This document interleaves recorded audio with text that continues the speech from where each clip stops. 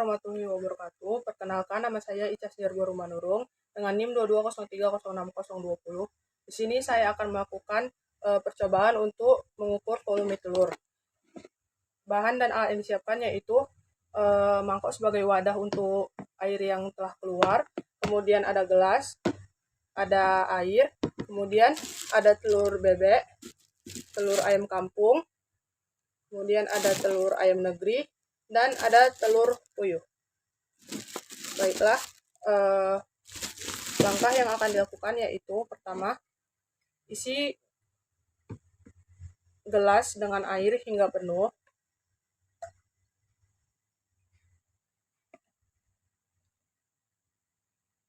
Kemudian masukkan telur. Yang pertama akan kita masukkan telur bebek.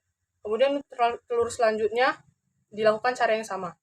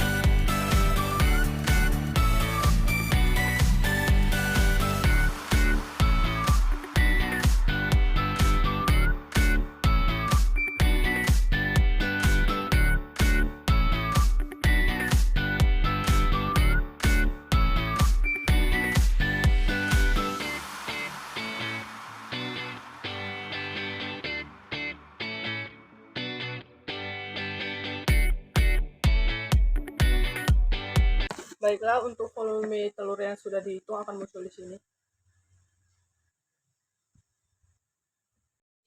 Selanjutnya saya akan menjelaskan tentang biosintesis telur. Yang pertama saya akan menjelaskan anatomi ovarium dan ovido. Proses pembentukan telur dimulai dari saat ayam masih darah dan berakhir pada saat sebelum ovulasi. Pembentukan kuning telur terjadi di dalam ovarium. Calon kuning telur berkembang menjadi kuning telur, maka folikel yang telah siap mendekati garis tipis stigma dan kemudian dari ovarium ditangkap oleh infundibulum.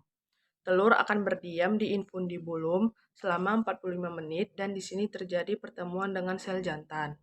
Lalu kuning telur akan masuk ke magnum dan tinggal selama 3 jam di magnum. Kemudian pembentukan selaput telur di ismus dan telur berdiam selama 1 jam 25 menit. Selanjutnya berlanjut di bagian uterus, yaitu 20 jam. Telur akan masuk ke dalam vagina dan kemudian berdiam selama 45 menit sebelum akhirnya dikeluarkan. Pengeluaran telur dalam kondisi normal adalah bagian tumpul terlebih dahulu. Telur diputar secara horizontal 180 derajat, lalu telur akan dikeluarkan melalui kloaka. Kemudian masuk ke sintesis yolk atau kuning telur. Kelenjar pituitari yang ada di otak akan melepaskan hormon gonadotropins. Lalu ia akan menembus TK layer yang ada di ovarium. Lalu akan dihasilkan hormon estrogen yang berfungsi mensintesis bahan-bahan yolk atau kuning telur. Sintesis yolk ini terjadi di hati. Bahan penyusun yolk itu ada asam amino, fosfor, kalsium, dan ada lipid. Dari hasil sintesis yolk ini akan dihasilkan beta-lipoprotein dan vitellogrinin yang akan menembus TK layer dan granulosa layer. Vitelloginin akan menembus TK layer yang terbagi menjadi lipothelin dan posiolin dan akan menembus granulosa layer yang akan membentuk kuning telur atau yolk.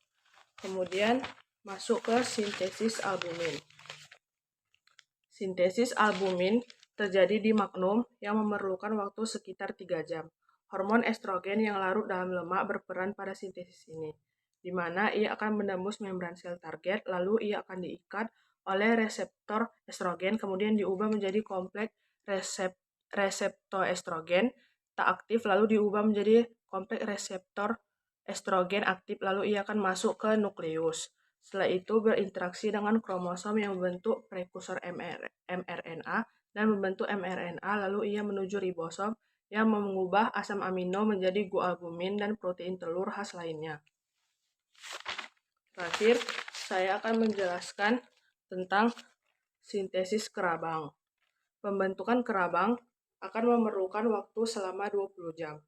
Ion kalsium dan ion biokarbonat yang ada pada plasma darah akan masuk ke mukosa sel kelenjar kerabang. CO2 dan H2O yang dibantu enzim karbonik anhidrase akan dikatalisis menjadi asam karbonat, lalu ia terbagi menjadi ion karbonat dan ion hidrogen. Lalu, asam karbonat akan masuk ke dalam cairan kelenjar kerabang, lalu ia akan melepaskan hidrogen, di mana ia hanya akan menghasilkan karbonat saja. Ia akan membentuk kalsium karbonat, di mana kalsium karbonat merupakan bahan penyusun utama untuk membentuk kerabang.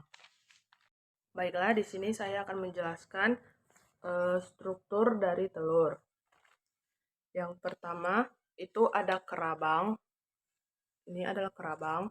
Kerabang ialah sebagai pelindung isi telur dari mikroorganisme dan melindungi pada bagian kerabang telur.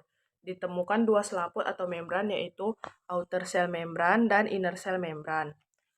Ini berfungsi melindungi isi telur dari infiltrasi bakteri dari luar. Kemudian ada kalaza. Kalaza ini ialah pengikat kuning telur agar tetap berada pada tempatnya dan tidak bergerak-gerak. Kemudian di sini ialah albumen cair. Ini memberikan tempat bagi embrio berkembang dan sebagai sumber air bagi embrio. Kemudian ada albumen kental. Ini adalah albumen kental. Dia memberikan nutrisi tambahan bagi embrio. Kemudian ada membran vitalin di sini. Dia mendorong air keluar dari kuning telur dan mencegah air masuk. Mendorong NaCl masuk ke dalam kuning telur dan mencegah NaCl keluar. Kemudian ada latebra. Di sini adalah latebra sebagai struktur sentral di mana lapisan tambahan kuning telur terbentuk. Kemudian ada discus germinalis yang akan berkembang menjadi embrio dan menjadi anak ayam. Kemudian ada dark yolk layer dan light yolk layer. Kemudian ada lapisan Calaza verus. Ini ialah memperkuat posisi dari kuning telur. Kemudian pada bagian ujung yang tumpul dari telur terdapat rongga udara yang berguna untuk bernafas bagi embrio selama penetasan. Kemudian bagian sini ada kutikula.